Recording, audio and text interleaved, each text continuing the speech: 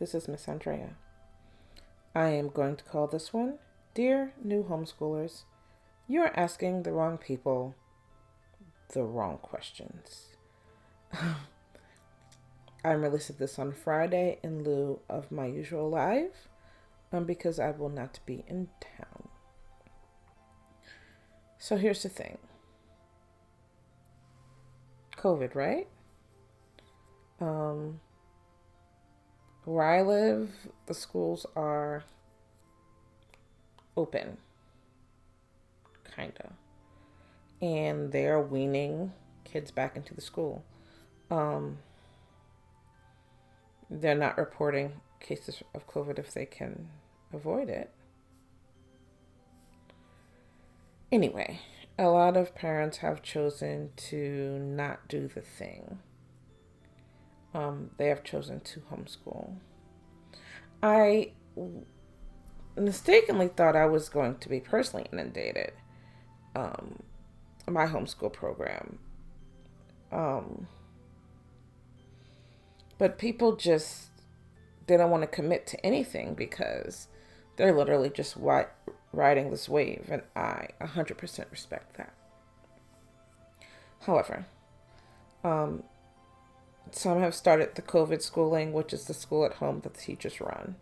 I personally call it COVID schooling. And some have started that and decided that they're not going to do that. It's not working. And so that they're going to homeschool.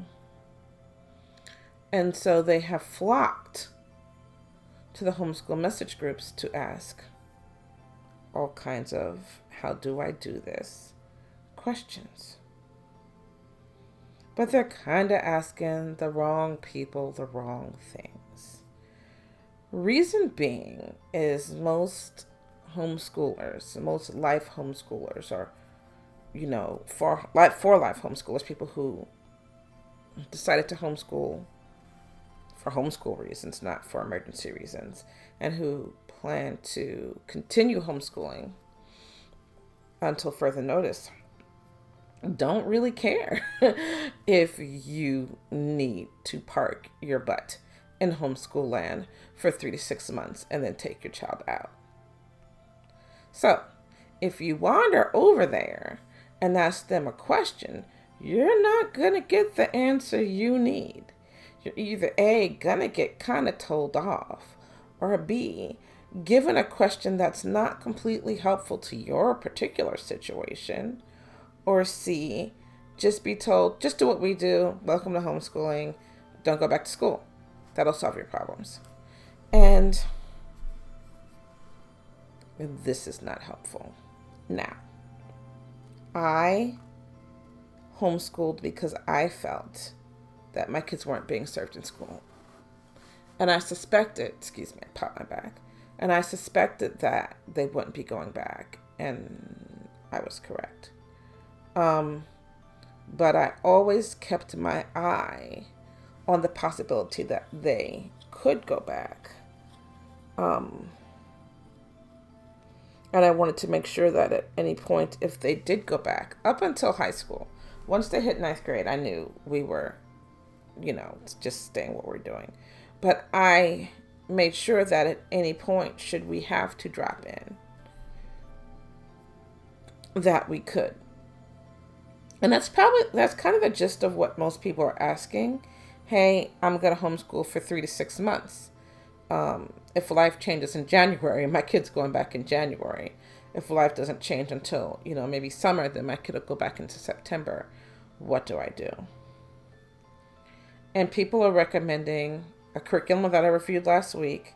And I didn't give it the best review. It's a good curriculum for homeschoolers who can figure out how to adjust it, because it was written by a homeschool parent for that homeschool parent's child, and is written from a very Christian worldview. Look, I'm Christian, but I don't like Christian homeschool curriculums because we tend to dig in our heels over, the age of the earth, and I lean more toward the science. You can be a Christian and a science person at the same time.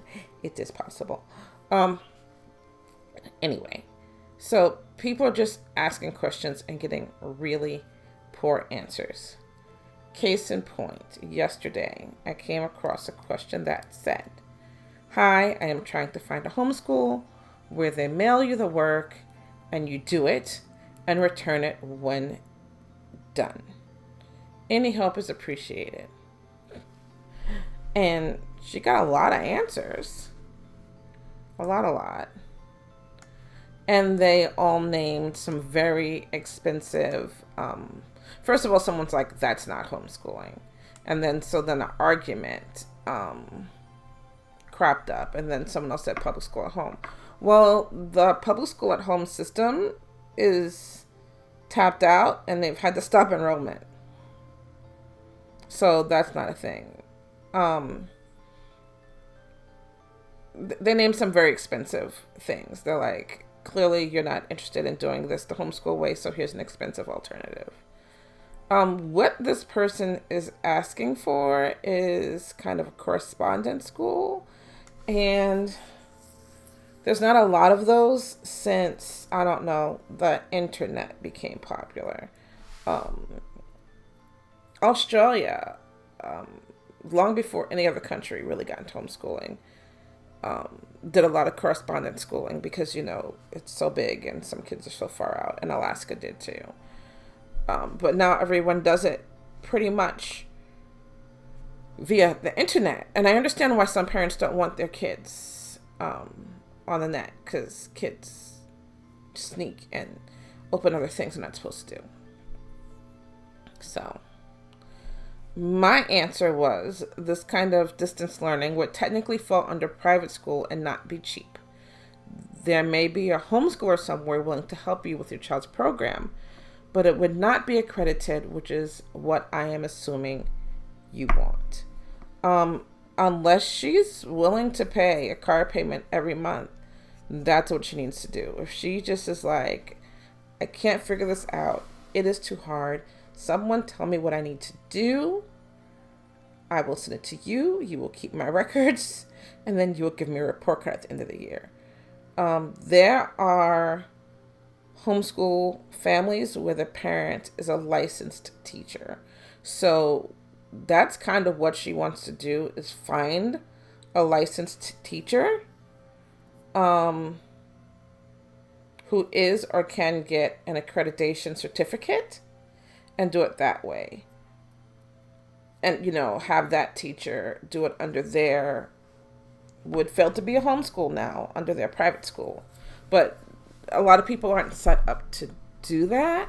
It's something I'm considering, but it's going to take time. So people are just asking questions that, like, when I go buy a dress, for example, I have a particular dress in mind. I never say, "Oh, let's go see what dresses they have, I'm going to buy one." I always get this idea in my head, and then I go searching for a dress that either has not been invented yet, the details I want, or is a throwback to some other style that has not cycled back through yet. And so I end up not finding a dress or getting a dress I am unhappy with. This is what's happening. People have this idea of homeschooling in mind when they've never looked into or found out anything about homeschooling in the first place. And now they're on the message boards asking people how to help them find this homeschool situation that doesn't exist. Because that question, anyway, that's not homeschool. It is private school. It is correspondence school. And it's a throwback. You know what I mean?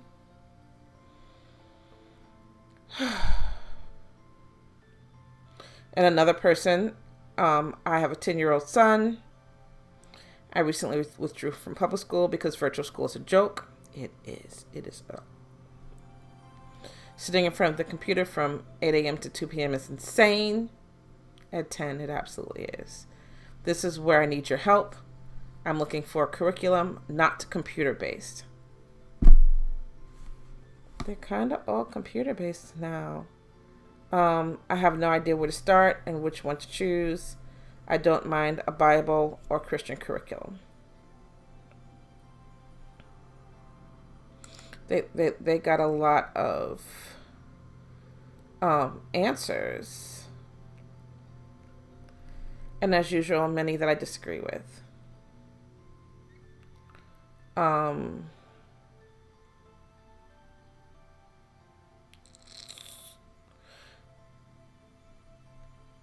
Apparently Colby School sends lessons plans and everything. But is this parent ready to teach from lesson plans? You know what I'm saying? People who haven't prepared their heart for homeschooling, they can't just jump in like that. It's just gonna blow up.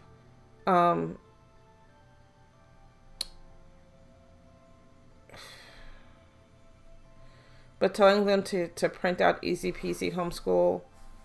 I reviewed Easy Peasy Homeschool. Did I already say that? I would use it. What I would use? Khan Academy. Well, that's online. PJU Press. Well, it's super Christian. He's 10, so if you only do it for a short while, you won't derail the science too much. You know,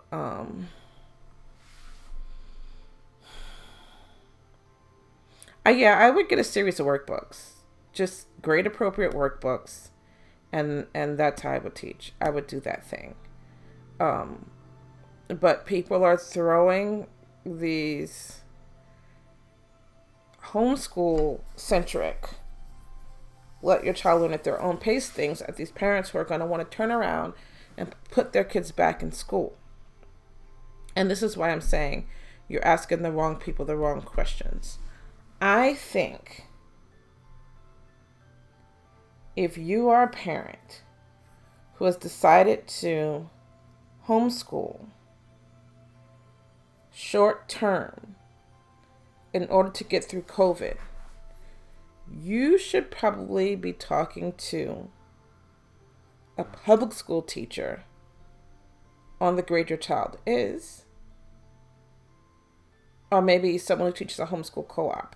Like, be real specific about who you ask. Don't just ask the interwebs of homeschoolers, because you're going to get some gnarly answers that aren't going to serve you well. So find a teacher and speak to them. Find a teacher and a very experienced homeschooler and pick their brains. But this throwing a ball out into the homeschool verse and having like socks thrown back at you is like, what's gonna happen is in 2 years, everyone's gonna look back and say, homeschooling doesn't work because I've tried it and it didn't work for us, and therefore it doesn't work. And this is why I keep being real specific about saying this is not homeschooling. Homeschoolers don't homeschool like this.